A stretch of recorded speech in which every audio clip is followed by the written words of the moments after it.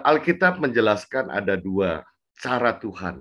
Yang pertama, seperti orang ya begitu menjentikan. Ada yang kedua, yang terjadi secara progresif. Bukan tidak mungkin dijelaskan oleh nalar lu ya, yang sulit untuk dijelaskan oleh nalar. Setiap kejadian-kejadian kecil juga itu adalah hal mujizat ya. Ternyata mujizat Jadi Tuhan juga memberikan pertumbuhan iman pada anak-anak. pas datang ke lobi tiba-tiba ketik-ketik ada ibu datang lalu bilang, "Pak, terus kita bingung dong siapa ini gitu. Ternyata katanya saya udah lama menunggu di sini, saya bermimpi harus menyiapkan sesuatu, nanti diserahkan ke pendeta yang lewat. Nah, Ditungguin tadi. Ini ada titipan dari Tuhan. Bu Eli juga merawat 2 pasien dalam serumah sekaligus 2 pasien gitu. Selamat pagi sobat pendengar Good News di seluruh kepulauan Nusantara, bahkan di mana saja saudara berada. Inilah radio streaming Good News Studio Jakarta. Kami kembali di udara melalui saluran digital streaming dengan channel GSJA Good News.radiostream123.com. Membawakan acara siarannya untuk hari ini, sebuah obrolan rohani. Sobat pendengar Good News, selamat mengikuti siaran kami bersama saya hambanya Yusak Ruslim. Selamat mendengarkan dan tetap semangat. Baik, terima kasih sekali lagi buat kebersamaannya. Hari ini saya sapa dulu buat Pak Wi. Selamat pagi Pak Wi. Selamat pagi. Selamat pagi Pak Yakub. Semoga kita dalam keadaan yang baik semua. Amin. Terima kasih. Pak Wi, ini Ibu Eli, ya ini istri Pak Wi ya? Iya, ini pepisah bukan karena itu, karena keadaan. Jadi rumah ini penuh dengan barang-barang yang belum dipindah ke itu. Jadi Bapak. Iya. Ibu Eli. pagi Pak Yakub, pagi semuanya. Ya, Tuhan. Baik, Bu Eli, boleh tahu nama lengkapnya apa ya? Oh ya, nama saya sih simpel Pak, cuman Eliati. Cuman kalau dipanggilnya Eli gitu. Nah di gereja itu banyak Elinya, jadi ada di belakangnya Eliwi untuk ngebedain suaminya siapa. Biar nggak ketuker. Biar ketuker ya. Iya. Bahaya kalau ketuker Pak Yakub. Apa? Kalau ketuker bahaya. Iya. Baik. Iya, terima kasih. Memang betul ya, kita mesti tambahin belakangnya namanya Eliawati. Iya, Eliati.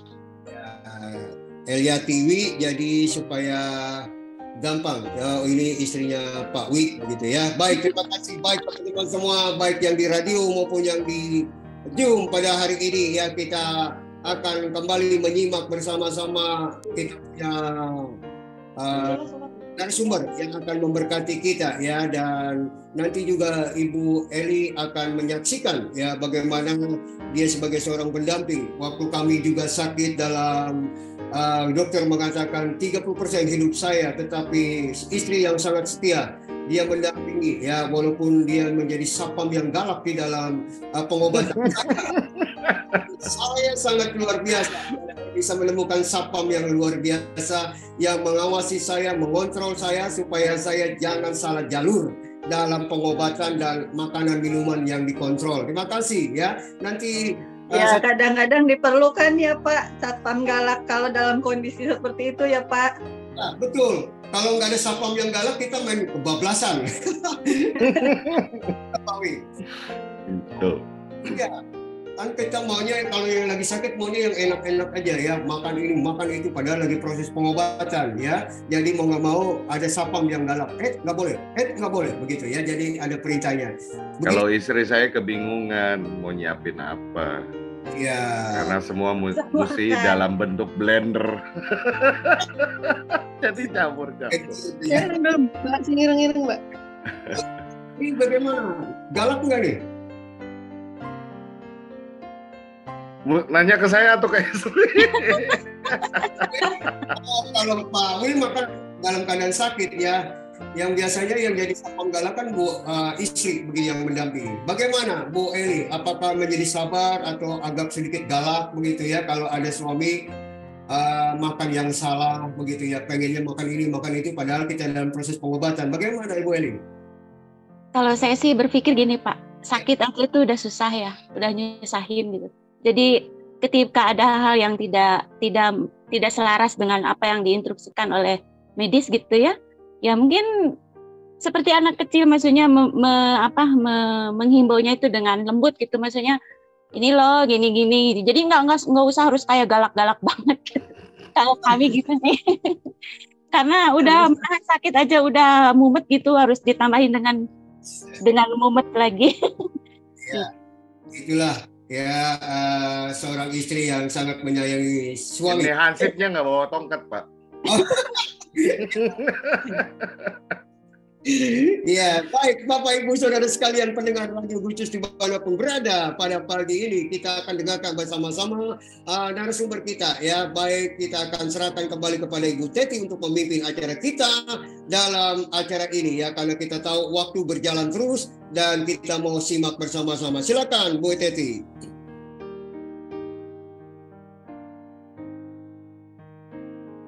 Ya, terima kasih Pak Yakub.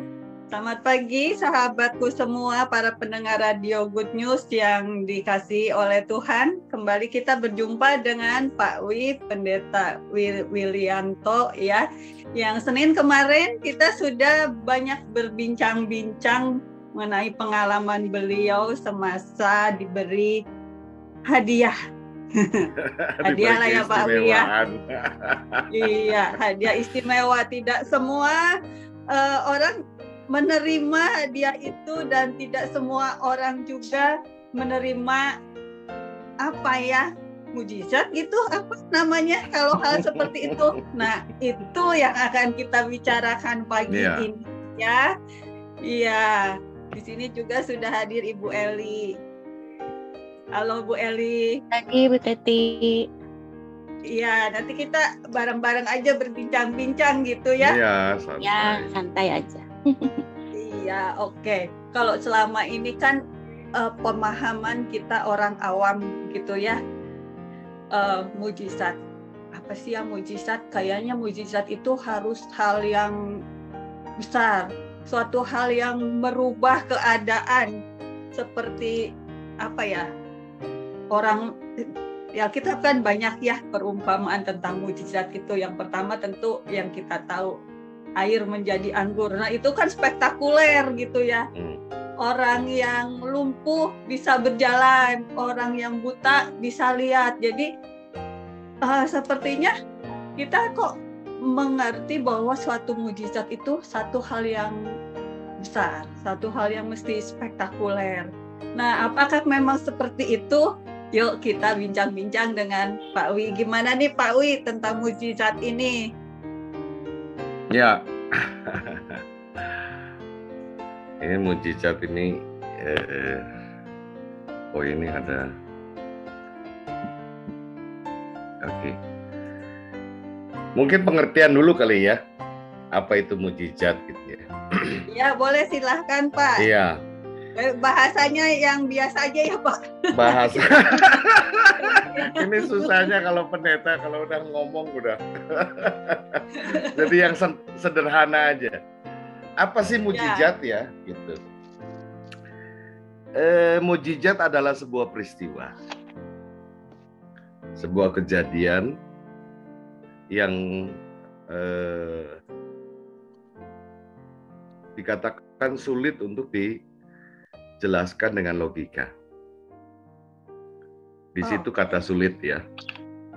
Sebuah peristiwa yang sulit dijelaskan dengan logika. Bukan berarti tidak bisa, tapi sulit. Bagaimana bisa menjelaskan seperti tadi, air berubah menjadi air anggur. Gitu toh.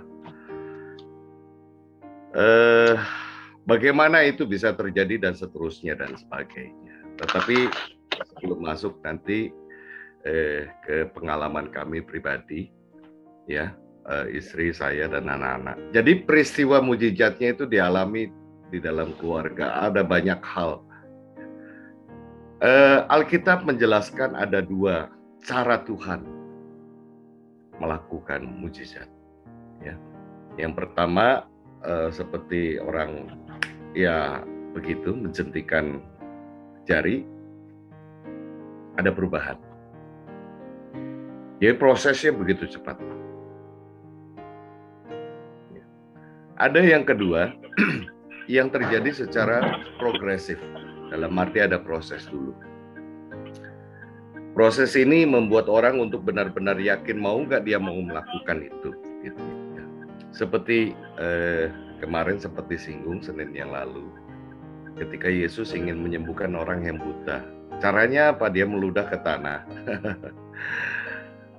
Kemudian ludahannya itu dicampur dengan tanah. Lalu dioleskan. Gitu ya. Dioleskan ke mata. Di situ diminta orang itu apakah meyakini atau enggak? Meyakini proses itu yang ini kan geli juga ya. Kok kenapa dengan cara kayak gitu? Sebetulnya Tuhan ingin menguji sejauh mana dia meyakini itu atau tidak. Gitu ya. Kalau meyakini oke, kalau enggak. Ya sama seperti sederhananya begini. Tuhan ingin ya selama 2 tahun itu kami disodorkan satu nama untuk ke situ. Proses yang cukup panjang. 2 sampai tahun akhirnya ya, bukan sebentar ya. Ya, jadi waktu kami periksa MRI sampai dilakukannya DSA itu sekitar 2 tahun. Jadi kami berjalanlah itu dalam iman, berproses untuk meyakini itu sampai mengatakan, istri mengatakan, anak-anak mengatakan, ya udah ini jalan yang ditempuh. Sekalipun mungkin orang-orang di sekitarnya itu merasa tidak yakin, ya oke. Dan ya terjadilah apa yang memang Tuhan ingin buat. Gitu. Jadi peristiwa itu selalu ada kaitannya dengan rencana Tuhan. Ada sesuatu yang ingin disampaikan dari sebuah peristiwa yang kita alami. Ya.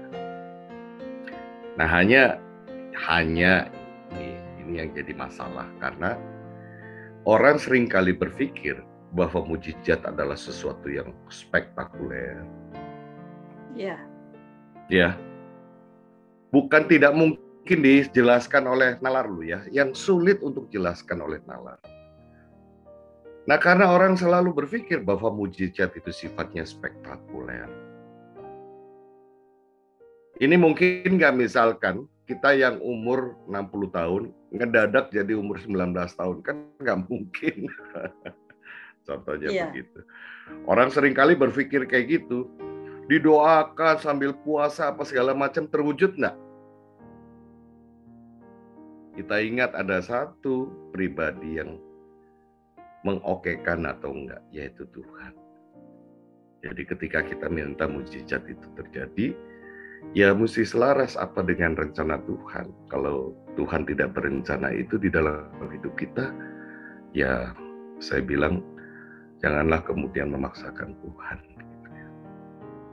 Jadi apa yang kita alami di dalam kehidupan, ada bagian dari rencana Tuhan yang ingin Tuhan bentuk melalui kita sehingga orang dapat ikut meyakini itu, mensyukuri itu. Dan bukan melulu untuk kemudian, buat pribadi ya, orang miskin jadi kaya dan seterusnya dan sebagainya, bukan. Tetapi ada sesuatu yang ingin Tuhan buat Tuhan, tujuan Tuhan di dalam kehidupan kita. Gitu. Dan keseharian kita juga sebetulnya mujizat. Tapi nanti ada peristiwa menarik yang ya iman kami benar-benar diuji. Gitu. Iya. Padahal pendeta nih ya, keluarga pendeta gitu. Ya tapi kan pendeta labelnya. Pendeta juga manusia ya Pak Wi. Oh iya, pendeta juga manusia gitu. Yang penting labelnya. Bukan labelnya, yang penting hatinya. Oke. Kuncinya di hati ya. Gitu. Nah, kalau Bu Eli kalau maaf saya beralih dulu nih Pak Wi. Iya. Ini merasakan... Santai aja, tapi ini sorry ya, terpisah istri saya di bawah, saya di atas. Iya, nggak apa-apa soalnya. Iya, oke. Ada nggak apa-apa. banyak barang. Iya, jadi itu yang belum waktunya dipindah ke sana, jadi numpuknya di sini sama. Iya, nggak apa-apa. Nah, Bu Eli, selama perjalanan hidup sama Pak Wi nih,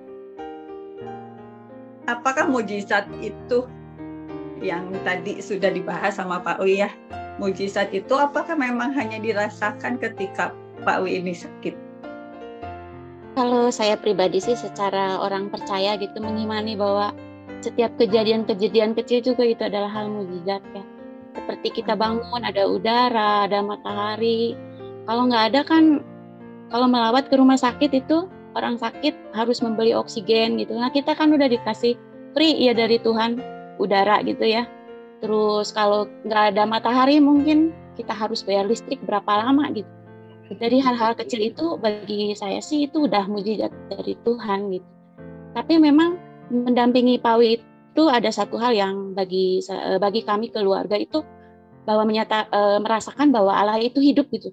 Benar-benar hidup karena perjalanan sekian 8 tahun itu yang bergumul panjang hebat gitu ya, pencarian kemana-kemana gitu.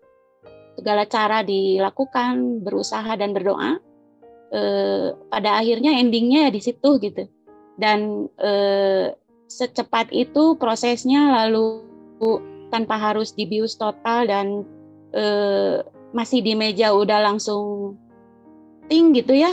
Itu bagi kami keluarga itu Allah itu hidup gitu.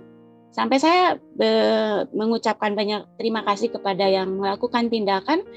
Beliau mengatakan bahwa 99% itu adalah Tuhan yang bekerja. Saya hanya 1%. Wah, saya tuh di situ tuh merinding ya. Merinding, merasakan sekali bagaimana Tuhan itu nyata ya, hidup gitu bagi kami, karena mungkin kami tuh udah istilahnya sebagai manusia tuh terus berharap itu pencarian. Jadi bagi kami itu sesuatu yang besar itu. Oke, terima kasih Bu Eli. Iya, kembali ke Pak Wi ini. Nah, kalau begitu seperti yang tadi Bu Eli utarakan ya, bahwa dari hal-hal kecil yang seringkali kita nggak nyadar memang ya, tapi kita nyadarnya itu nanti kalau sudah kepentok istilahnya ya, kalau udah merasakan ya kayak tadi kita bangun bisa nafas, bisa melihat, ya udah karena memang ya toh itu udah dikasih Tuhannya begitu dari lahirnya gitulah ya Pak Wi ya. Nah ketika mengalami sesak nafas kita baru merasakan kalau misalnya bisa nafas dengan lega, aduh Tuhan terima kasih mujizatmu. Padahal kita nafas sudah dari bayi gitu ya, dari dalam perut kita mungkin sudah bernafas juga. Nah bagaimana nih Pak Wi menyikapi hal ini? Ya. Ini sebetulnya persoalan harapan manusia, gitu kan? Oh. Iya, ketika manusia berada di dalam tekanan, apa yang membuat manusia tertekan? Itu ada banyak hal. Ya terutama masalah ekonomi, masalah kesehatan, ya, masalah pergumulan dan seterusnya dan sebagainya. Nah, bayangkan coba. Kita ingat-ingat lagi apa yang biasa kita ucapkan ketika kita berada, ya orang seringkali mengatakan berada dalam titik nadir, titik terendah. Iya. Apa yang diucapkan? Dalam doa dia selalu bilang, angkat aku dari masalah ini. What? Kenapa kita minta nyuruh Tuhan untuk mengangkat kita dari masalah? Seringkali memang Tuhan memakai masalah supaya mujizat itu nyata. Tuhan memakai setiap persoalan supaya kita bisa menikmati keindahan. Nah, bayangkan kalau tanpa masalah, apakah orang akan bersyukur ketika masalah itu terselesaikan? No. Bagaimana mungkin orang bisa bersyukur ketika tidak ada sesuatu yang diselesaikan dalam hidupnya, semuanya lancar? Ya. Gitu, Seperti jalan tol lah ya Pak. Seperti jalan tol. Satu contoh, saya sama istri itu, saya sendiri pribadi udah bosen ya. Kan Tuhan ngasih janji, pokoknya orang yang dekat dengan Tuhan itu akan segala keinginan terpenuhi. Kami berdua berdoa ketika pengen punya anak. Gitu toh. Apalagi jemaat itu. Kadangkala juga muncul di mimbar doa untuk istri pendeta supaya cepat hamil. Oh ya. Iya, diperiksa telat berapa waktu, 3 minggu, 1 bulan dites negatif. Sampai bosen. Akhirnya dikasih juga positif gitu ya. Dikasih positif, perjalanan sekian lama sampai pada waktu mau persalinan. Usia kandungan waktu itu 9 bulan 22 hari kalau hitungan saya ya. Waktu itu dengan dokter gitu. Ini lama banget. Kok nggak ada kontraksi, nggak ada apa. Ini dokter yang salah atau kayak gimana? Akhirnya pagi hari diinduksi, kemudian pulang. Saya bilang udah mandi bersih deh, kita siap-siap mungkin. Saya merasa feeling itu hari itu ya memang harus ke rumah sakit. Betul selesai mandi apa segala macam keramas, kedoban pecah. Maka langsung ke rumah sakit. Di rumah sakit di infus biasanya cepat banget. Katanya cuma 1/4 jam, setengah jam. Istri saya 2 labu itu. Waduh. Dan istri saya nggak pernah adu, sehingga saya nggak bisa ngukur rasa sakitnya kayak gimana. Kalau adu kan, maksimalnya di situ. Orang yang tahan sakit rupanya Bu Eli ini ya. Dan orang yang datang, Bu Eli sakit ya? Kan susah jawabnya, orang lagi kesakitan ditanya sakit ya. Orang kan sering kali main drama. Sampai akhirnya dari jam 1:30 siang itu sampai sekitar jam 2 dokternya datang. Jam 2 pagi datang lagi, Pak. Rasanya kudu di seksi itu. Ya oke. Istri saya udah ngasih kode sekalipun itu. Jadi diprioritaskan. Ini kan ketuban pecah sudah cukup lama ya. Jadi tidak ada bukaan sama sekali, hanya bukaan 1 longgar. Masuk operasi, jadi didahulukan dibandingkan yang lain. Kebetulan memang ruang operasinya ada cukup banyak. Di operasi di situ ada beberapa dokter. Dari gereja juga ada yang ikut di dalam. Ketika saya ditawarin no, nanti mereka malah sibuk ngurusin saya karena ketika ngelihat darah saya yang pingsan malah silakan gitu. 2 pasien ya Pak. Saya tidak sanggup untuk melihat darah. Jadi kalau darah nolong orang lain sampai berdarah-darah itu biasa. Tapi kalau nggak tahu, kalau keluarga sendiri, anak diimunisasi aja saya nggak bisa ngelihat. Saya yang merinding, saya yang lemes. Nah, ketika dilihat, loh, kok rahim begini bisa punya anak? Jadi dokter sederhananya, mungkin ada dokter-dokter para pendengar bisa memberikan keterangan. Jadi segitiga begini, ini keras kayak tulang rawan. Jadi tidak ada bukaan sama sekali. Kan biasanya ada bukaan gitu, baru bayi bisa keluar. Ini enggak. Dijelaskannya begitu. Ya, akhirnya anak pertama gitu. Nah, anak kedua, dokter bilang, Pak, nggak mungkin pakai kontrasepsi, nggak akan mungkin peristiwa kedua terjadi. 2 tahun kemudian kami datang lagi, Dok, istri saya hamil lagi. Loh, kok hamil? Kok bisa? Ya nggak tahu, nyatanya begitu. Aduh, saya nggak bisa percaya lagi sama pendeta. Jadi nggak bisa dijelaskan dengan nalar logika dunia medis, gitu ya. Di antaranya begitu. Nah, jadi yang seperti itu juga bisa kita bilang mukjizat juga mungkin ya Pak Wi ya? Ya, mukjizat. Jadi ya itu seperti yang dikatakan istriku dari hal yang sederhana. Coba kita perhatikan kalau kita lagi nengok, ngelawat ya yang sakit. Apalagi di ICU dia membutuhkan oksigen. Atau susah-susah lah. Kita dengar cerita saudara kita kena COVID dia butuh oksigen. Ya. Dia toh. Jangan mikir kita bebas sekarang. Coba mikir dia sampai butuh oksigen, gak ada oksigen gak bisa nafas. Seperti yang dijelaskan istriku kan sekarang mau ngirup berapa aja kan gak bayar. 1 tabung berapa? Iya. Iya tuh. Sehari butuh kalau tabung sedang. Itu tabung sedang dalam kondisi biasa 4 jam sampai 4 jam setengah. Tetapi ketika pasien membutuhkan oksigen cukup banyak, ya ukurannya ada barnya di situ. Itu kalau sampai di atas 5, itu 3 jam habis. Berarti kalau dibagi 1 hari, 1 tabung 3 jam. 24 dibagi 3. 8 kan? 8 tabung.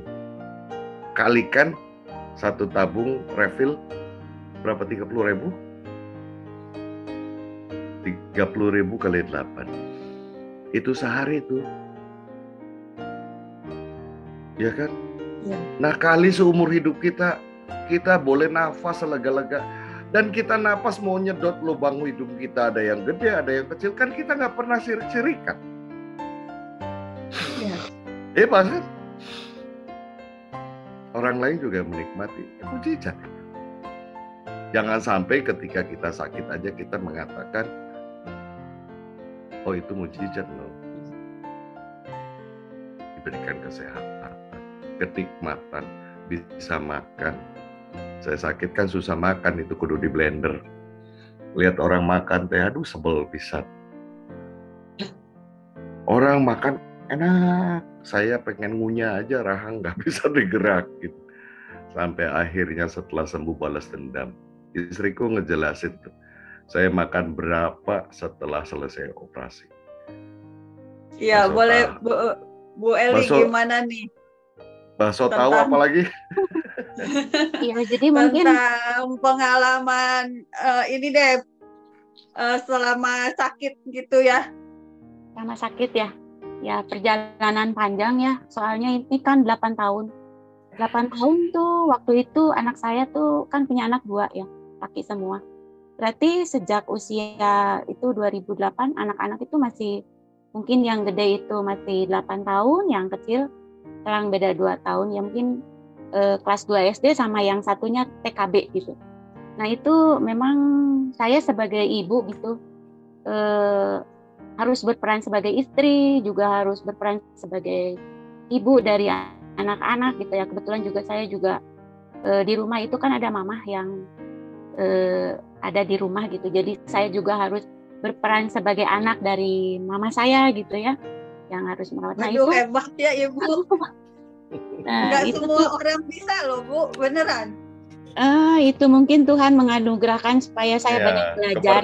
Dikasih kepercayaan ya, Tuhan. Gitu. Supaya banyak belajar mungkin untuk dengan pelajaran-pelajaran itu, proses-proses itu jadi bisa naik kelas mungkin ya gitu. Jadi saya sih waktu itu cuman berpikir, ada ya di gereja itu bertanya, Bu Eli, apa yang membuat Ibu Eli itu kok seperti fine-fine aja gitu ya. Nah saya bilang, saya sih cuma hanya berfokusnya kepada Tuhan. Jadi segala sesuatu itu Tuhan kehendaki dan memang Dia pengendali hidup kita. Jadi saya hanya berserah, berusaha dan berdoa. Jadi jalani aja dengan apa adanya. Itu yang membuat saya mungkin jadi rada tenang ya, tetep gitu ya. Hati saya itu enggak yang berpikir khawatir, terus mendampingi yang sakit, mendampingi mengelola, memanage waktu, mendampingi anak-anak yang masih kecil. Saya fokusnya ke hal-hal yang positif aja gitu.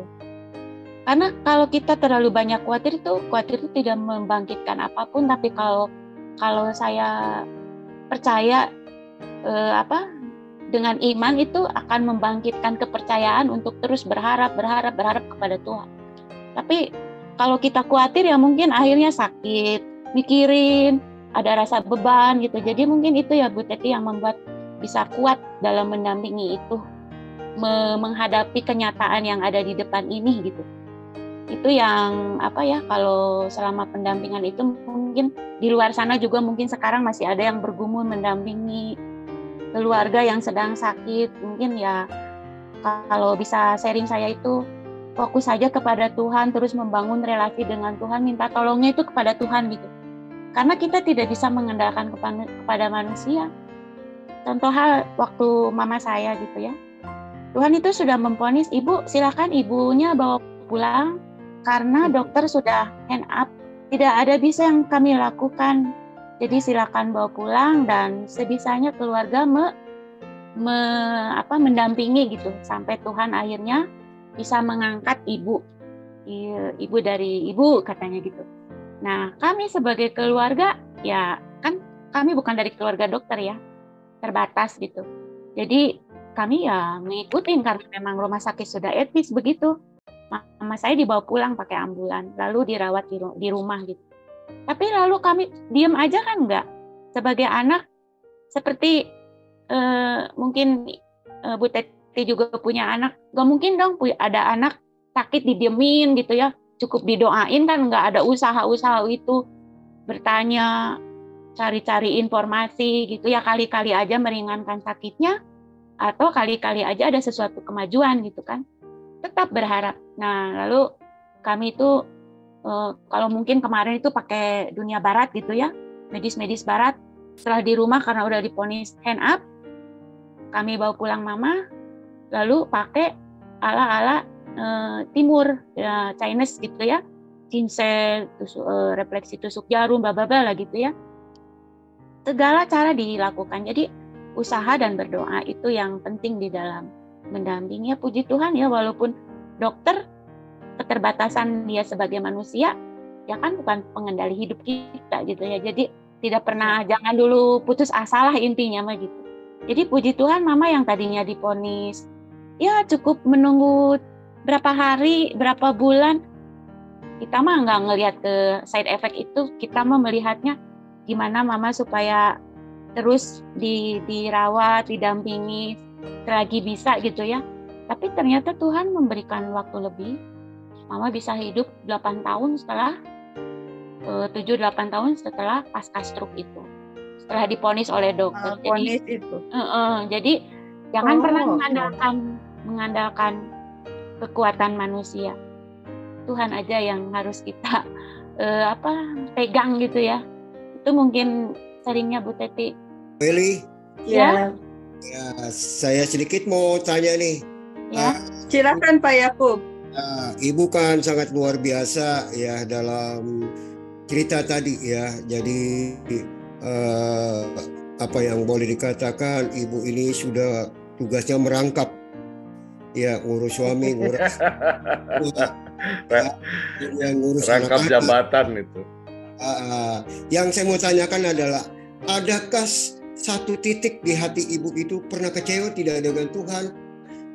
Sakit yang dialami suami, orang tua, bahkan harus mengurus anak-anak. Adakah pernah mengalami satu titik di mana hati ibu pernah bilang, aduh saya sangat kecewa sekali? Pernahkah demikian? Silakan Bu.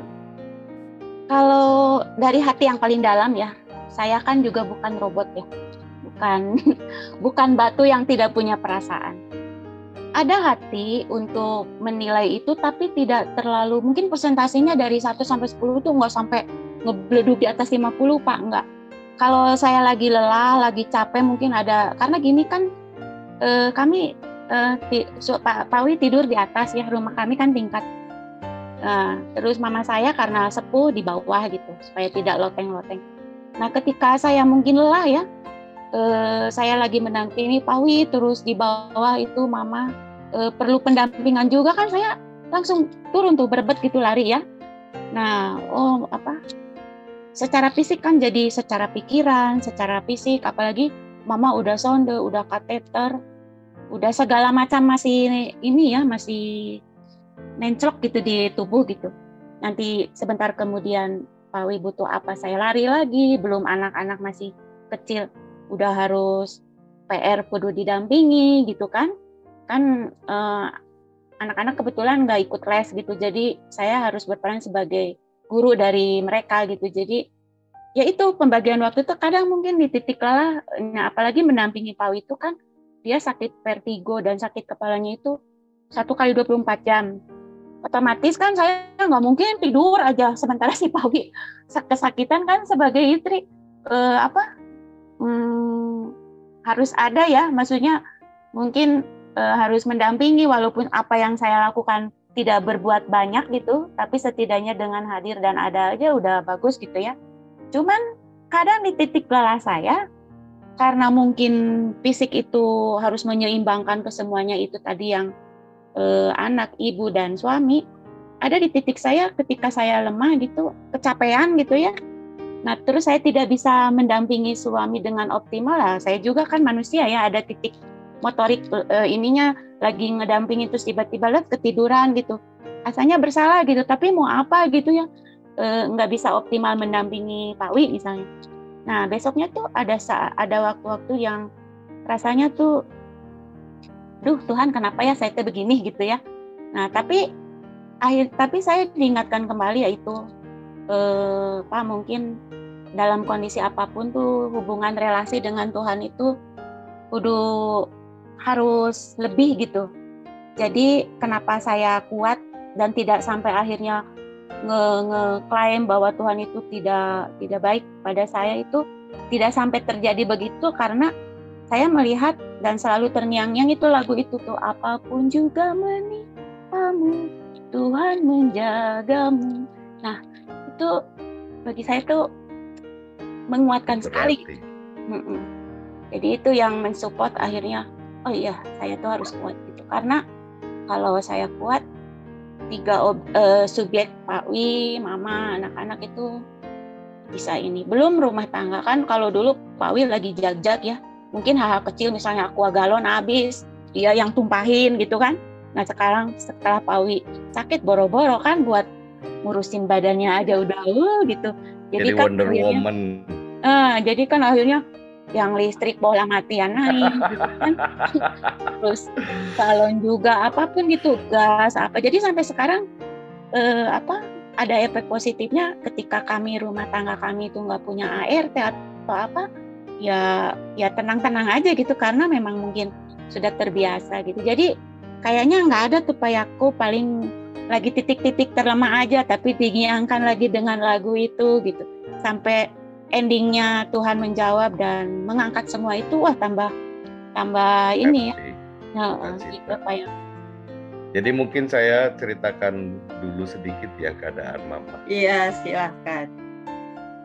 Mama ketika kena serangan jantung, akhirnya jadi stroke, itu dokter mengatakan mati separuh. Ya. Dan beberapa kali Mama mengalami koma di ICU. Kondisinya sangat worse, cukup mengkhawatirkan. Akhirnya berproses, harus menggunakan sonde, harus menggunakan kateter, tidak bisa ngomong. Jadi kalau kita masukin air ke mulut itu jatuh lagi. Kondisi seperti itu. Jadi tidak ada tenaga, Kalau istilah dokter, kalau istilah medis kan mama dalam kondisi paliatif. Paliatif itu kebergantungan penuh kepada orang lain. Sehari 24 jam. Nah, ketika kami bawa, ketika dokter mengatakan tidak ada yang bisa kami lakukan. Bahkan memvonis, ya mungkin usia mama tidak lama. Jadi kami bawa ke rumah. Kami nggak berpikir bahwa usia mama pendek. Kami hanya berpikir usia mama panjang. Gitu. Jadi obat-obatan apa segala macam semuanya itu dimasukin. Ya mama nggak ngerasain pahitnya obat, tinggal dimasukin. Kita cencu, jadi tusuk jarum, apa ini itu, dan terutama doa sambil ngajak ngobrol si mama. Gimana caranya supaya mama bisa tetap berkomunikasi dalam kondisi kayak gitu, karena cuma bisa ngelihat menatap. Yang datang siapa dia tahu. Berapa bulan ya mah? Sekitar 8 bulanan ya. Iya. Tidak bisa makan. Dokter ngelihat kondisi mama yang bisa makan sendiri pakai tangan kanan. Nyuap babi kecap. Nah, itu juga mukjizat ya. Iya, dokter sampai kaget. Loh, kok bisa begitu? Ya apa yang nggak bisa dibuat sama Tuhan? Yang penting kan kesabaran kita. Dan untuk sabar itu memang butuh perjuangan, kudu diperjuangkan. Yaitu yang cara Tuhan. Tuhan akan memberikan sesuatu, bisa secara langsung, bisa secara progresif, bertahap. Oke, Pak Wi, dari itu tadi imannya kita... mesti. Oh ya, sorry. Ya. Nggak kedengaran tadi suaranya. Dari tadi kita bicara tentang mukjizat ini berkaitan dengan kesehatan nih ya. Sebenarnya mukjizat itu apa memang di bidang kesehatan aja? Karena kita juga kalau berita-berita tentang mukjizat itu kebanyakan ya yang saya baca gitu berkaitan dengan masalah kesehatan nih Pak Wi. Nggak banyak sebetulnya. Ini satu contoh cerita ya. Sakit itu butuh biaya. Iya betul. Aduh, biayanya udah nggak kepikir, kalau Bu Teti hitung udah kebayang. Jadi yang perintilan periksa ini, periksa itu bukan tindakan besar aja ya. Maintenance supaya kondisinya itu tidak drop dan seterusnya dan sebagainya. Ya, kadang-kala kita butuh asupan yang baik. Dan di rumah ini ada 2 yang sakit. Mama dan saya. Kita sampai yang penting minggu pertama, apa yang menjadi kebutuhan utama terpenuhi dulu. Pampers, kemudian alas untuk mama supaya, karena harus menggunakan pampers. Lalu kebutuhan rumah apa, lalu anak-anak. Apakah cukup? No. Minggu pertama udah habis. Apalagi obat-obat yang saya minum jadi tidak sepenuhnya. Kemudian saya memasukkan ke gereja. Ada banyak yang tidak dimasukkan karena saya tidak mau juga membebani gereja. Minggu pertama itu udah selesai. Sehingga kami sering berdoa sama Tuhan pagi-pagi. Tuhan, biarlah kami masih bisa menikmati berkat hari ini. Dan ini ada banyak beberapa peristiwa yang terjadi. Selesai berdoa begitu, pagi-pagi bel rumah bunyi, ting tong. Istri saya turun, lalu ngasih tahu, ada bapak-bapak, bayangkan jam 7 pagi. Ada bapak-bapak sepertinya minta pertolongan. Ya udah, saya pelan-pelan tuh. Kemudian saya jumpai Bapak ini perjalanannya begitu jauh. Berpuluh-puluh kilometer jalan kaki. Jadi dia sudah jalan itu sekitar jam 3 pagi dari rumahnya. Untuk supaya bisa ketemu dengan saya. Saya nggak kenal dia, dia juga nggak kenal saya, cuma dengar nama, tahu alamat. Bapak kesini ada apa? Apa yang bisa kami bantu? Pak, kami butuh pertolongan. Bapak bisa nolong saya enggak? Saya terpikir ya barusan kami minta Tuhan berkati kami. Ini datang orang yang minta pertolongan, cek saya Tuhan nggak nyambung amat. Beda yang sama yang diminta ya Pak Wi, istilahnya gitu ya. Iya kayak Daud gitu ya. Daud kan pernah dalam satu ketika dia sampai berada di Gua Adulam. Karena dikejar-kejar Saul kan akan dibunuh. Lalu doa minta penolong. Malah yang datang beratus-ratus orang yang minta pertolongan dia. Kan peristiwanya kayak gini. Jadi minta A dikasihnya B, ini Tuhan nggak nyambung betul. Ya sudahlah, aku bilang mah ada duit berapa. Kasih. Berapapun yang diberi, kita juga sempat ngajak makan juga. Ini salah satu contoh ya. Dia pulang ke Tuhan ya why. Nah, siang hari selesai makan, kami dapat telepon dari Nonim.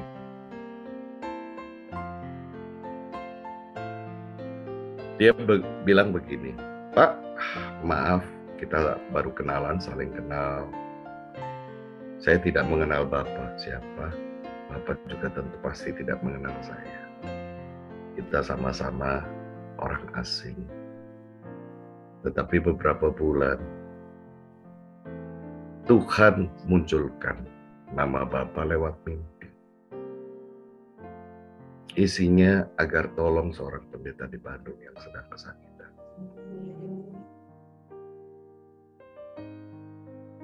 Lalu hatinya itu tergerak. Dia mencari nama pendeta itu. Akhirnya selama 1 bulan dia cari nama itu. Akhirnya sudah dapat gerejanya di mana, nomor teleponnya berapa, sampai nomor rekeningnya berapa. Padahal nomor rekening itu nggak pernah ada yang tahu. Hanya bendahara gereja. Lalu ibu itu bilang, Pak, terima kasih melalui Bapak saya bisa melakukan apa yang diharapkan Tuhan. Bapak tolong cek ya. Kami berdua itu langsung keluar air mata. Paginya tapi harus nolong orang dulu. Jangan sampai kita sekalipun sangat terbatas, tapi kita nggak bisa jadi berkat buat orang lain. Tuhan itu ingin menguji kita sampai sejauh mana kita bersandar seperti yang dikatakan Yesus. Menyandarkan hidup pada Tuhan. Bahkan dalam keadaan yang boleh dikata ya enggak mungkin. Tapi di situ prosesnya. Dan peristiwa itu bukan sekali, berulang-ulang kali. Dengan orang yang berbeda dan orang ini saling tidak kenal. Yang satu ada di mana, yang satu ada di mana. Itu cara Tuhan memelihara hidup kita. Kadangkala kita tahu-tahu ada makanan datang. Ini makanan dari siapa? Orang yang nggak pernah berjumpa dalam hidup. Baru ketemu itu. Ketemu juga cuma dengar-dengaran suara. Itu juga merupakan satu mukjizat kalau begitu ya Pak ya. Betul. Dan harus Cara kita Tuhan. harusnya tahu-tahu ada orang yang kita jumpai di perjalanan mendoakan, bilang terima kasih Tuhan.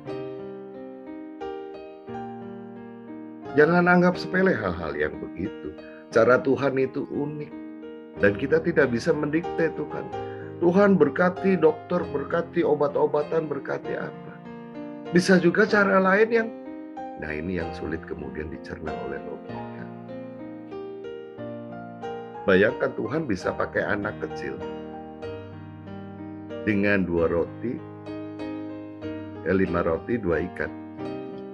Bisa memberi makan 5.000 orang. Anak kecil lu bisa apa sih? Kan biasanya kalau orang tua ngomong anak kecil, sana. Semua dalam hidup, peristiwa dalam hidup itu ada rangkaian yang ingin dibentuk Tuhan. Supaya hidup kita jadi indah. Ya.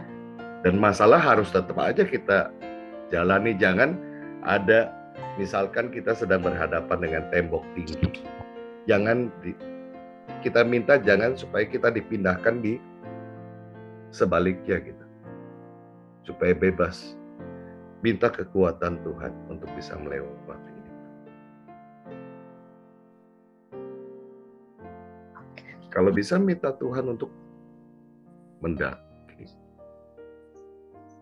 Ini bahasa guyon. Cara Tuhan itu mungkin bisa sederhananya kayak model Kang Ibing itu ya, kasih kabayan. Kalau kita lagi nanjak, kalau kita lagi nanjak, pikirin ketika kita turun. Supaya susahnya nggak berasa. Tapi ketika kita turun, ingat saat kita mendaki. Supaya nggak euforia dan kita terjebak hanya kepada kesenangan sesaat. Jadi memang setiap saat kudu bahasanya eling dan waspada gitu. Itu betul-betul. Jadi kami menikmati ada banyak peristiwa anak-anak tidak perlu diajarkan bagaimana mengasihi orang tua.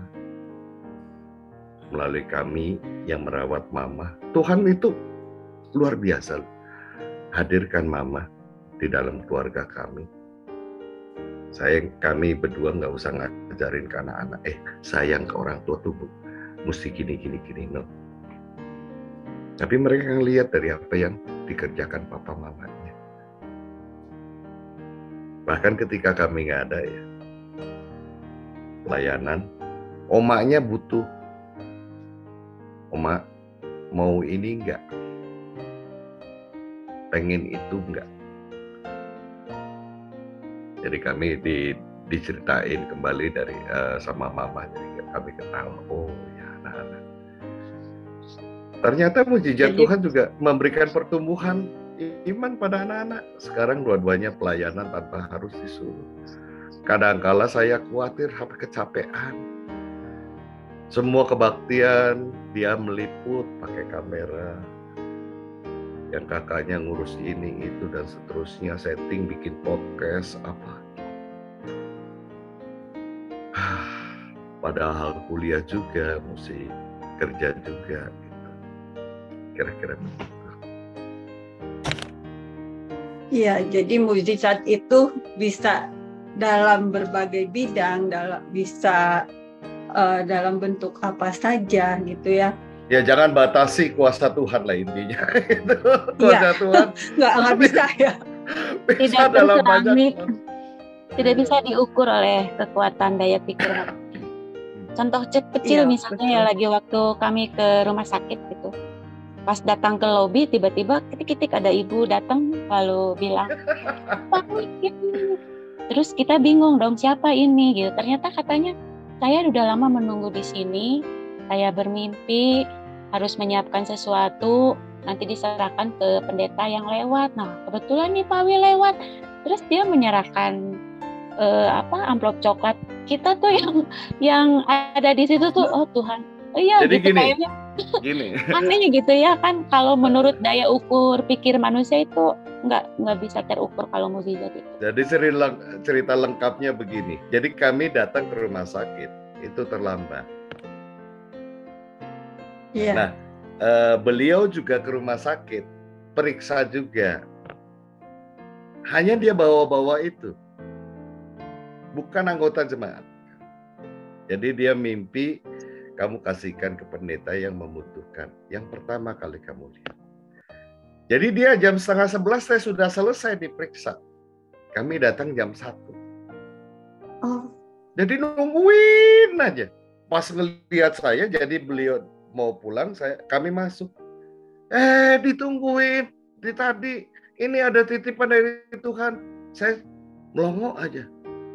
Istri saya nganter tante itu ke mobil.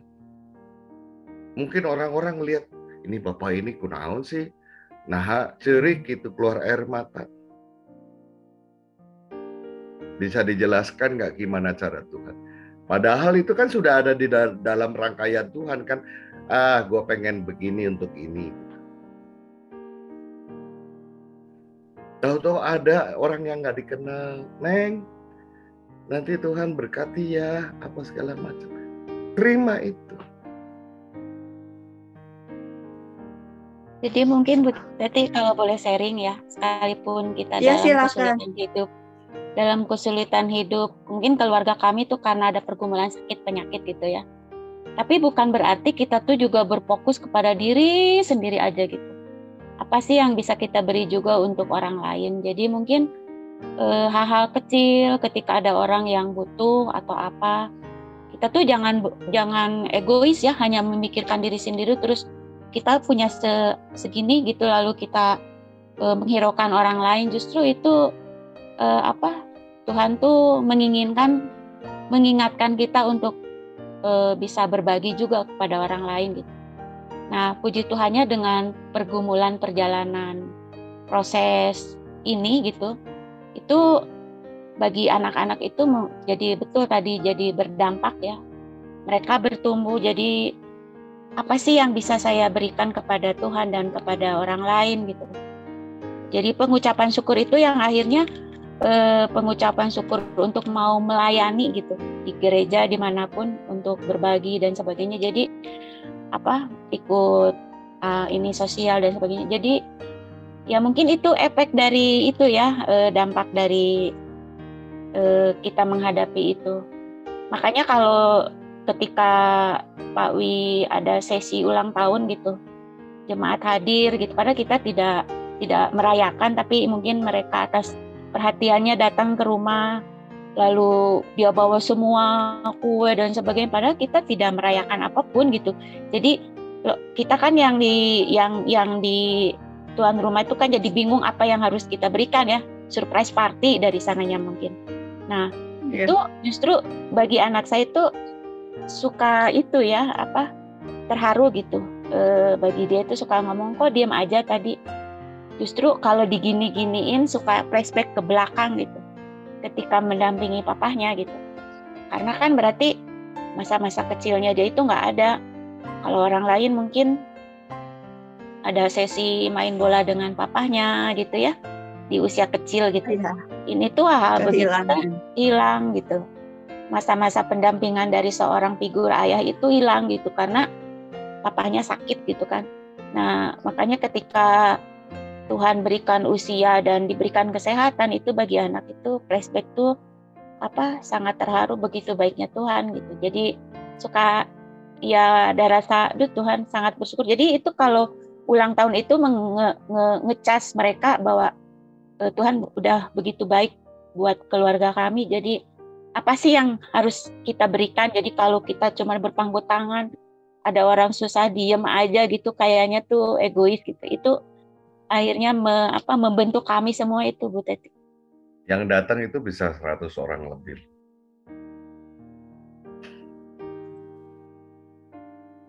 Itu kita sampai kewalahan kok bisa. Ya kita nggak ngundang-ngundang ya, kan kebayang. Gitu. Baik, terima kasih. Tapi ternyata ya, itu cukup baik juga buat mama seneng, apalagi ada yang datang nyanyiin lagu keroncong. Ya, kalau orang tua begitu ya. Iya. Oke, baik. Kita sudah banyak berbincang-bincang nih ya tentang pengalaman hidup keluarga Pak Wi dan Ibu Eli ini yang sangat diberkati Tuhan, sangat banyak mujizat yang tidak akan bisa kita hitung istilahnya tidak akan bisa kita pikirkan dengan akal pikiran manusia. Nah, masih banyak cerita-cerita mujizat yang lain ataupun tentang titik-titik kehidupan di mana Tuhan itu ternyata sangat memberkati keluarga Pak Wi ini.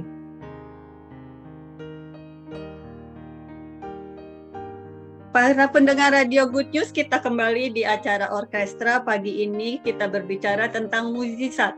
Mujizat itu nyata atau ilusi? Nah, kira-kira dari tadi penjelasan-penjelasan, sharing-sharing, obrolan kita tadi, para pendengar udah menang belum ya?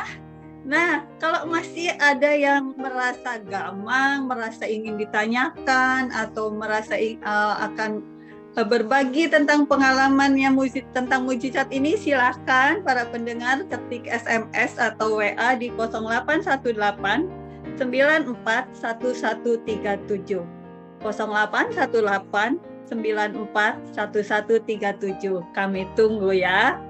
Nah, sekarang sudah ada Bu Diana yang raise hand. Silakan Bu Diana. Halo, Selamat Bu. pagi Pak Wi, Eli, Pak dan Teti, dan juga semua para pendengar Radio Good News yang kami kasihi. Pak Wi, Ya, ya. senang sekali bisa berjumpa pada hari ini bersama Ibu. Nah, saya ingin bertanya Pak, Ya. minggu lalu Pak Wi ada cerita bahwa Pak Wi diterapi dengan dokter. Itu sepengetahuan saya, untuk bisa sampai di dokter itu biasanya harus antri. Begitu Pak, yang saya dengar dari teman. Nah, tapi kalau saya dengar cerita kesaksian Pak Wi pada minggu lalu, sepertinya Pak Wi itu ada mujizat juga ya ke RS. Iya. Tiba-tiba ada ibu yang nyamperin, kemudian menunjukkan tempat di mana praktek gitu. Nah, terus saya juga kalau nggak salah, waktu itu Pak Wi bisa langsung bertemu dengan dokter. Yang ingin saya tanyakan, apakah kejadiannya seperti itu Pak? Bapak memang tiba-tiba ada ibu yang ngajakin ke dokter, atau memang Pak Wi sudah mendaftarkan diri untuk bisa bertemu dengan dokter? Ya, ya. Pak, yang ingin saya tanyakan. Ya. Jadi ceritanya begini. Tim dokter ingin melihat progres saya, ya. Maka mau tidak mau harus dilakukan MRI. Dan MRI yang sangat mumpuni itu waktu itu hanya ada di RSPAD, gitu ya. Lalu saya, istri dan supir berangkat pagi-pagi itu sekitar jam 3 dari Bandung ke Jakarta ke RSPAD tanpa memang pendaftaran, karena tujuan kami adalah ke MRI. Nah, entah bagaimana mungkin ibu itu melihat saya kesakitan, tangan saya merayap di tembok dan saya membungkuk. Ibu ini tolong perhatikan betul bahwa Tuhan bisa pakai orang kecil yang sering kali kita tidak mau lihat. Ibu ini adalah seorang OB. Dilihat dari seragam. Ya, kemudian saya ditaruh di satu ruangan. Ibu ini biasanya pagi-pagi itu inspeksi, bahkan harus ketemu pejabat ini itu dan seterusnya. Hanya karena keterangan seorang ibu ini, Dokter Tarawan masuk ke ruangan. Jadi memang beliau itu sangat low profile, makanya dia bilang ke saya itu, biarpun jenderal, saya itu titelnya peltu. Apa itu? Pelayan Tuhan. Yang seperti dikatakan oleh istriku itu 99, saya itu ngerjain apa sih? Tuhan semua yang ngerjain. Karena itu setiap kali dia melakukan pekerjaan, anak buahnya tahu. Yang dia lakukan adalah tolong diputarkan, bayangkan di ruang operasi ini. Itu lagu-lagu rohani. Amazing Grace, doa ibu, apalagi Mas satunya Pak? Banyak ya. Banyak. Dan selalu kalau dia itu, dia bilang Bapak, Amazing Grace, itu pekerjaan Tuhan ingin dinyatakan. Jadi kami ngobrol, ketawa-ketawa dan segala macam. Yang saya kirim fotonya ya, wah itu akrab banget ya. Hanya karena seorang OB,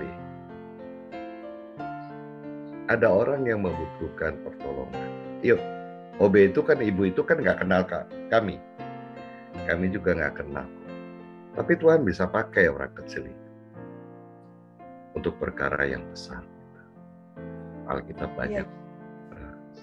Cara Tuhan mempertemukan yang tidak pernah terbayangkan gitu ya. Apakah itu juga disebut mujizat? Bisa, iya. Iya. Karena memang sepengetahuan saya, orang kalau mau ke dokter itu harus ngantri. main gitu loh Pak Wi. Yeah. Makanya ingat-ingat kayaknya Pak Wi nih dapat mujizat dari Tuhan. Langsung ketemu melalui seorang ibu-ibu yang tidak pernah kita pikirkan dan tidak kenal ya Pak ya. Ya, dan setelah itu kami jadi saluran dari Tuhan. Nggak tahu udah berapa puluh orang yang kemudian hanya dengan WA, foto, KTP. Jadi tidak perlu untuk nunggu lama 2-3 hari diproses, paling lama sampai seminggu diproses. Maksudnya? Bisa langsung ke sana. Pathway. Untuk bisa jadi pathway, Bu. Gitu Pak maksudnya? Iya. Oh, hanya dengan WA saja ke dokter itu ya Pak? Iya, jadi kan beliau tidak langsung ngejawab ya, karena ada 3 asistennya gitu ya. Dan kami ya dipakai Tuhan. Jadi misalkan ada seorang opa, anaknya kontak ke saya karena dengar bapak saya boleh dikatakan mengalami kesembuhan. Lalu minta tolong, Om bisa nggak minta tolong, papa saya sakit, nggak bisa jalan. Udah berapa lama? Udah 3 tahun. Ya semoga ya kita doa, minta foto papa, kirim KTP-nya, lalu kita kirim ke sana. Setelah itu dapat jawaban ya, yang bersangkutan langsung kontak ke sana gitu ya. Gitu. Jadi bapak ini dalam keadaan yang cuma bisa tidur. Bisa tidur. Iya. Setelah tindakan 1 bulan, tahu-tahu papanya ada di ruang tamu lagi nonton TV. Udah bisa jalan. Tahu-tahu papanya ke tokonya. Lalu anaknya telepon lagi. Om, papa saya ngerecokin toko. Ya biarin aja itu toko-toko dia. Coba kamu pengen mana? Papa sembuh atau papa masih sakit heueuhnya? Udah rencana Tuhan, nikmatin saja. Dia anggap hal yang lucu gitu. Biarin papa supaya kan ada kegiatan ini. Iya, nikmati. Jadi dia kalau setiap kali ngelihat papanya jalan, ngelayanin orang, dia menitikkan air mata. Tuhan bekerja dengan cara yang luar biasa. Jadi Pak Wi boleh dibilang sebenarnya tujuannya mah bukan ke dokter. Enggak, sama sekali enggak.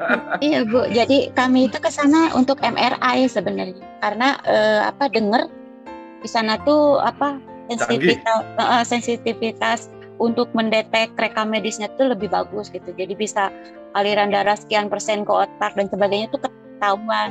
Nah, berhubung kita itu masa pencarian ini kok nggak ada stuck gitu ya, nggak ada kemajuan, yuk kita cobain deh ke sana gitu. Jadi pada saat dapat info di sana ada alat canggih itu, kami itu belum tahu tuh situasi dan kondisi rumah sakit tersebut gitu, istilahnya mana tempat parkirnya di mana, ruangan si bapak Masih itu di mana. Blank gede gitu Bu. Kan kalau rumah sakit yang ada di Bandung mah setidaknya kita ngerti ya. Misalnya nanti lobinya di sini, ini. Nah, saya sebagai orang yang mendampingi yang sakit itu Pak Wi, dengan kondisi beliau jalannya dengan tergopoh-gopoh begitu, di otak saya tuh mikir, aduh ini teh ruangannya di mana gitu ya. Sedangkan perjalanan ini kan kita bingung ya.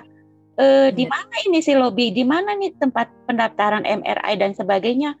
Sedangkan ini yang sakitnya udah jalannya udah repot gitu kan ya. Nah itu Tuhan hadirkan ibu, seorang yang menurut kita itu cara Tuhan untuk menolong, dan bukan ditempatkan ke ruangan pendaftaran MRI, malah kok ini di ruangan yang gede banget gitu dan sebagainya ya. Ketahuinya kitik-kitik berapa lama kemudian bapak dokter tersebut ada gitu. Nah ketika saya nanya ke si ibu OB itu, Bu, kenapa kami dimasukkan ke ruangan tersebut?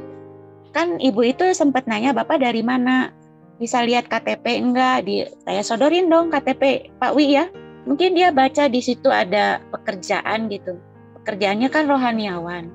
Nah mungkin ibu tersebut tahulah sebagai anak buah kepada atasan ya, kalau bapaknya itu, atasannya itu concern banget kepada rohaniawan gitu. Jadi dia tanpa pikir panjang mungkin akhirnya menolong kami membawa ke ruangan itu gitu. Bukan ke tempat pendaftaran yang reguler yang orang-orang ngantri di MRI itu. Jadi nah akhirnya ketemulah itu Bu, prosesnya tuh seperti itu. Jadi kami tahu kebiasaan dok. Jadi dia lebih datang duluan dibandingkan orang-orang lain. Lalu dia masuk ke setiap seksi, ke setiap ruangan, lalu ngajak mereka berdoa, terserah pakai doa. Lalu menjumpai tamu-tamu yang boleh dibilang pejabat apa segala macam itu. Jadi dia percaya betul bahwa segala sesuatu ketika dimulai dengan doa, maka ke depan akan jauh lebih ringan. Oke, Tuhan ternyata memang benar-benar caranya itu tidak pernah terpikirkan oleh kita ya Bu Diana ya. Iya, sulit untuk ini, tetapi ada real. Betul. Jadi terus memang mukjizat itu bukan ilusi ternyata gitu ya. Jadi jangan pernah mikirin hal yang spektakuler dulu deh. Hal yang keseharian. Perhatikan bagaimana cara Tuhan bekerja. Unik. Jadi mukjizat itu adalah cara Tuhan bekerja dengan cara yang ajaib, bisa dengan proses, dan itu sulit untuk bisa tebak oleh logika. Ya jangan diatur lah Tuhan, karena Tuhan yang punya kuasa kan. Itulah sebabnya saya katakan Tuhan itu seringkali Tuhan itu humoris, ngajak hal-hal yang nggak kepikiran. Oh alah, ternyata ini tuh. Thank you Tuhan ini. Terus yang saya heran, Pak Wi nurut aja ya diajak situ. Karena itu kan tadi Bu, kita nggak tahu map di mana tempat ini, di tempat-tempat itu ya kita ngikut aja ya. Udah bersyukur ada yang nunjukin juga kan gitu. Jadi pada saat kita ke sana itu kita nggak tahu mau ditindak apa gitu, karena kita bertemu dengan dokter tersebut juga mengatakan bahwa setelah nanti hasil MRI ini yang akan mengatakan mau diapakan gitu. Jadi bukan berarti orang yang ke sana langsung ditindak itu gitu. Nah, dan kita tidak berpikir mau tindakan itu ke sana tuh gitu. Iya, itu baru saya tanyain, Pak Wi manut aja nih ya diajak ke ruangan situ. Terus apakah Pak Wi juga tahu bahwa dia itu dokter spesialis apa gitu? Itu yang menurut saya itu juga satu mujizat nyata ya Pak. Pak Wi tidak pernah merencanakan untuk semuanya, tapi semuanya itu boleh terjadi dengan tiba-tiba ya, boleh dikatakan akan seperti itu ya Pak Iya. ya. Dan ternyata hasilnya Pak Wi bisa menjadi sembuh gitu ya. Dengan penyakit yang sudah diderita sekian tahun, Tuhan pertemukan seketika melalui Pak Wi nggak tahu gitu ya. Terus luar biasa gitu. Itu benar-benar mujizat sih Pak Wi, Iya. Bu Eli, kalau saya boleh katakan ya. Nah, terus juga satu hal lagi ya Bu ya. Tadi saya mendengar testimoninya Ibu Eli bahwa Bu Eli juga merawat 2 pasien dalam serumah sekaligus 2 pasien gitu. Ya. Itu bagaimana itu Bu? Ketika Pak Wi juga masih dalam keadaan yang memerlukan bantuan dari orang lain. Bagaimana Ibu menghandle 2 orang yang benar-benar sepenuhnya membutuhkan bantuan orang lain gitu. Apakah Bu Eli juga ada caregiver yang membantu Ibu atau benar-benar murni Bu Eli menghandle 2 pasien sekaligus yang benar-benar tergantung dari Bu Eli gitu Bu. Ya. Itu juga luar biasa saya. Ya Bu, puji Tuhan dikasih anugerah untuk mengalami proses demikian. Jadi karena saya melihat bahwa kondisi Mama itu benar-benar paliatif ya Bu ya. 24 jam itu kan istilahnya mau ngambil apapun karena maaf kalau stroke kan jadi lumpuh gitu ya. Itu kan perlu pendampingan yang long term ya, maksudnya yang intens gitu. Nah, sedangkan saya kan si Pak Wi juga sakit gitu ya. Nggak mungkin saya 24 jam di sampingnya mama saya gitu kan ya. Jadi akhirnya kami itu ada caregiver, tapi karena dengan kondisi keuangan yang ya tidak munafik lah ya, kalau ada orang sakit kan secara dana juga. Jadi kami itu mencari seseorang yang istilahnya dari segi fee itu masih ke inilah, masih ke masih bisa ketangani oleh kami maksudnya. Gitu. Nah, tapi konsekuensinya tapi suster bukan suster yang rumah sakit yang sudah sekolah gitu ya, yang bersertifikasi bukan. Jadi tapi konsekuensinya karena bukan dari yang bersertifikat, jadi kita kan harus tetap mendampingi gitu. Tapi setidaknya mama tuh ada yang nemeni gitu. Jadi ketika saya mendampingi Pak Wi, mama ada yang nemenin gitu. Jadi nggak alone banget gitu loh Bu. Nah, jadi ya itu akhirnya saya menimbang-nimbang nih mana yang urgensi, yaitu yang tadi saya cerita motoriknya jadi naik turun gitu. Jadi lihat sikon lah mana yang urgensi, karena ini yang caregiver ini juga kan yang mama ini karena bukan yang sertifikat, jadi dia juga masih baru sondo tuh kayak apa gitu ya, tetap kita harus ngajarin ketika si alatnya itu NGT-nya itu macet gitu atau nggak bisa maju gitu. Nah itu kan ada trik-trik gitu ya. Terus harus ngeurin, harus didetek berapa ini dan sebagainya tuh kita yang tetap memantau gitu. Jadi ya meringankan lah Bu. Apalagi kalau malam kan nggak mungkin saya ada di samping mama 24 jam. Pak Wi gimana? Pak Wi juga kalau lagi error itu, kalau lagi kambuh itu kan mau ke air aja kan kudu gitu. Makanya selama beliau sakit itu hormonnya tuh ngedrop Bu. Karena kan akhirnya saya tahu bahwa kalau Tuhan itu menciptakan dunia ini udah sedemikian rupa, bahwa katanya kalau malam itu menciptakan kita itu supaya rehat gitu, supaya tidur itu biar semua organ tubuh kita itu kayak HP di charger lah gitu. Jadi hormon itu diproduksinya pada saat kita bobo, pada saat kita tidur. Nah, ketika orang itu dalam tidurnya itu nggak benar gitu ya, kayak Pak Wi kan karena kesakitan, boro-boro bisa tidur gitu ya karena menahan sakit. Jadi akhirnya ruksak. Hormon melatonin yang diproduksi pada jam 1 atau setengah 2 itu harusnya ada nggak ada, padahal itu buat antibodi ya, daya tahan tubuh gitu.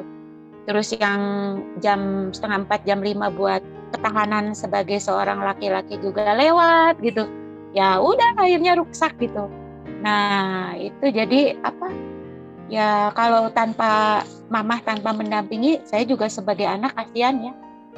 Kayaknya seperti kita punya anak yang ketika sakit dibiarkan begitu saja kan. Jadi memang harus belajar memanage waktu, Bu. Itu. Iya. Ya, itu juga campur tangan Tuhan ya, Bu ya. Iya. Ibu Eli diberikan kekuatan yang luar biasa merawat 2 pasien sekaligus gitu ya. Dan bersyukurnya juga gini, Bu. Itu juga kan karena yang sakitnya 2, berarti antara Mama dan Pawi itu juga kan harus ada secara tidak langsung harus ada kerendahan hati untuk oh iya saya lagi ke sana gitu. Oh iya kan kalau egois harus di situ terus mungkin saya juga jadi sulit ya. Jadi ya itulah berproses, semuanya berproses. Iya, benar. Pak Wi, saya juga tanya lagi nih ya Pak Wi ya. Pak Wi kan merasakan tentunya banyak mujizat dari Tuhan ya Pak. Yang sering saya dengar dari orang-orang juga sering mengatakan mau menerima mujizat itu mereka memperkatakan tentang firman Tuhan. Nah, apakah Pak Wi juga ketika ingin sembuh gitu ada satu firman atau beberapa firman yang Pak Wi pegang untuk Pak Wi bisa menerima kesembuhan, baik itu secara mujizat ataupun secara yang memang harus dilakukan gitu Pak. Apakah ada firman Tuhan yang Pak Wi pegang gitu Pak? Ya, intinya apakah Tuhan menentukan syarat untuk kita menerima mujizatnya atau enggak gitu ya. Ya, diantaranya kan pegang satu ayat tertentu apa-apa. Tuhan nggak pernah ngasih syarat. Ya. Lihat dengan perempuan Samaria yang ketemu di jalan. Ya. Bahkan ada orang yang lagi Yesus jalan, tahu-tahu ini karena orang itu berpikir dengan pegang jubahnya saja ia sembuh. Gitu toh. Jadi yang dibutuhkan oleh kita adalah kadangkala kita tidak merasakan pekerjaan Tuhan yang luar biasa itu. Padahal Tuhan mengerjakan setiap saat, setiap waktu. Kenapa orang tidak merasakan pertanyaannya? Dia selalu memikirkan kekecewaan, selalu memikirkan kekhawatiran, selalu memikirkan ini itu dan seterusnya dan sebagainya. Sehingga apa yang Tuhan kerjakan di dalam hidupnya, dia nggak merasakan. Sebab fokusnya bukan di situ. Itulah sebabnya membutuhkan memang tidak mudah sekali lagi orang lagi sakit suruh beriman gitu. Orang lagi susah suruh pegang keyakinan. Gimana mungkin pegang keyakinan? Faktanya gua begini. Ya sabar. Segala sesuatu kan ada waktunya. Gitu.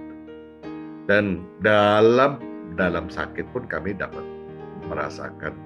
Ini saya sama Mama Mahit saling menguatkan tanpa kata-kata.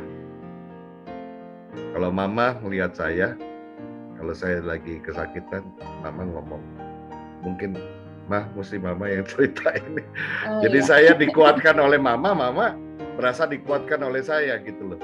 Jadi intinya sih gini Bu, mantu mertua saling terikat karena kasih yang kuat. Jadi mungkin fokusnya beliau-beliau yang sedang bergumul sakit itu Pak Wi fokusnya ke kami gitu ya, anak dan istri gitu. Mama juga fokusnya ke kami sebagai saya dari anak Mama dan cucu gitu ya. Mama melihat ketika ada sesuatu yang maaf kata terjadi yang terburuk, misalnya Pak Wi meninggalkan kami gitu, mungkin dia sebagai mama itu kan aduh gimana nanti cucu saya, anaknya gitu ya, di mata mama gitu ya. Di mata Pak Wi kalau saya terjadi hal yang dipanggil Tuhan misalnya, gimana masa depan anak dan istri gitu kan ya. Jadi sebenarnya fokusnya itu ada fokus ke kami gitu ya. Nah itu yang akhirnya magnet itu yang menguatkan, makanya mama itu survive, pengen sembuh ya. Dalam masa sakitnya itu nggak pernah ada kata aku pengen mengakhiri hidup dan sebagainya, itu nggak ada Bu. Padahal kalau kami yang melihat dengan usianya yang udah sepuh gitu, aduh gitu ya, tapi dia tidak tercetus tuh omongan itu gitu. Nah malahan dia mensupport saya, dia bilang saya pengen sehat, karena kalau sehat, kalau terjadi apa-apa dengan papahnya anak-anak, dengan papahnya Miguel misalnya gitu, saya yang akan merawat cucu gitu. Sampai sejauh itu. Jadi saya kerja, nanti Oma yang ngerawat cucu gitu Bu. Itu yang membuat semangatnya hidup dari diri pribadi Mama. Mungkin dari segi Pak Wi, ya sebagai ayah, sebagai kepala rumah tangga, mungkin survive hidup ya untuk kami gitu ya. Jadi itu akhirnya saling itu ya, kayak magnet itu. Saling mendukung. Iya. Ya. Ini di chat saya lihat ada Ibu Jungli ya. Ya Bu, selama 2 tahun ini, selama merawat pasien Mama dan suami, mungkin Tuhan itu begitu baik ya bagi kami, dan merasakan banget bahwa memang pertolongannya itu nyata gitu. Bagaimana kalau saya sakit mungkin semuanya nggak jelas lah gitu. Tapi ya itu, Tuhan itu memang sudah mungkin ada di dalam koridor kendalinya gitu. Jadi ya puji Tuhan dikasih kesehatan. Iya, baik. Asik sekali kita berbincang-bincang pagi ini ya. Seperti Senin kemarin, tanpa terasa waktu bergeser terus. Ini kita bonus terus ini. Iya. Dapat bonus terus ya Pak Yakub, Bu Diana. Udah setengah lewat. Gak kerasa. Ya, dari obrolan kita pagi ini, sepertinya kita bisa menyimpulkan ya, Bu Diana, Pak Yakub, Pak Wi, Bu Eli, bahwa mujizat itu sesuatu yang real, sesuatu yang nyata, sesuatu yang kita alami, semua itu berkat dari Tuhan. Keseharian. Iya, dari keseharian kita. Sebenarnya ada satu pertanyaan dari saya. Mujizat ini boleh nggak kita minta ya? Mungkin next ya. Nanti itu di-continue kapan-kapan. Kapan-kapan boleh. Iya. Banyak cerita. Okay. Jadi ini diangkat dari kisah. Iya, tolong sekalian closing statement ya Pak Wi ya. Iya. Para pendengar semua, Bapak Ibu yang hadir di Zoom. Tuhan bisa bekerja dengan cara yang luar biasa. Ya. Dan ketika Ia menyatakan kuasanya, ya itu kan karena pribadi yang bebas ya. Tetapi pasti ada pekerjaan Tuhan yang ingin dinyatakan di dalam kehidupan manusia. Sehingga yang diperlukan oleh kita pada saat kita menghadapi segala persoalan. Masalah ekonomi, masalah keluarga, masalah kesehatan. Ingat loh bahwa kita nggak sendiri, sekalipun orang-orang jauh dari kita. Ingat loh, kita tidak pernah sendirian. Sekalipun mungkin masalah terus menggelayut seakan-akan kita dihantui. Ada Tuhan yang tidak kelihatan. Ada Tuhan yang selalu ingin membisikkan sesuatu, memberikan kekuatan. Bahkan Tuhan itu yang maha kuasa, yang bisa melakukan segala perkara dalam hidup kita. Itu yang kita imani, dan perjuangkanlah untuk tetap percaya dan menyerahkan hidup padanya. Kira-kira begitu, Bu Teti, Bu Diana, Pak Yakub. Pak Yakub masih di sekolahan ini. Terima kasih Pak Wi, Bu Eli atas kebersamaan kita semua pada pagi hari ini. Para pendengar Radio Good News, Good People semua, terima kasih atas kebersamaannya. Kita ketemu kembali Senin depan dengan topik yang berbeda, dengan suasana yang berbeda juga. Selamat beraktivitas, sehat selalu, Tuhan memberkati. Tuhan memberkati. Saya kembalikan juga ke Pak Yakub.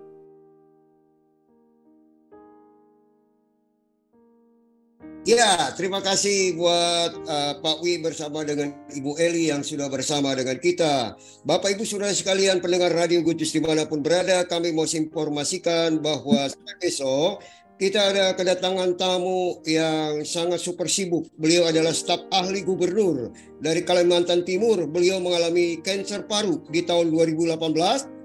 Beliau akan menyaksikan, jadi beliau punya waktu hanya besok ya, jadi beliau akan menceritakan bagaimana seorang ahli staf gubernur bisa juga ya dengan super sibuknya mengalami kanker paru yang dialami. Dan biar kita akan dengarkan bersama-sama bernama Ibu Upi atau terkenal nama panjangnya Insinyur Trimurti Rahayu ya, beliau ahli staf gubernur Kalimantan Timur ya. Beliau akan menyaksikan di Senin besok di acara kita di Orkestra. Saya harap semua pendengar radio tetap ada bergabung dengan kita dan kita nikmati bersama-sama acara ini. Kiranya Tuhan memberkati, dan baik kita akan berdoa terlebih dahulu buat narasumber kita pada hari ini.